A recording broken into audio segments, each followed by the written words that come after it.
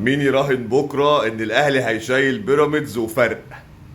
رهان على ماتش بكره بتاع الاهلي وبيراميدز ان الاهلي هيكسب بفرق سكور، وهتبقى انطلاقه الاهلي في الموسم، وبعدها محدش هيقدر يوقف الاهلي.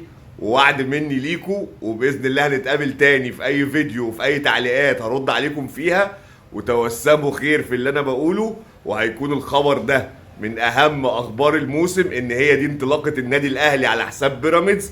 وان شاء الله هنشوف الاهلي الموسم ده مش هيقف قدامه اي فريق.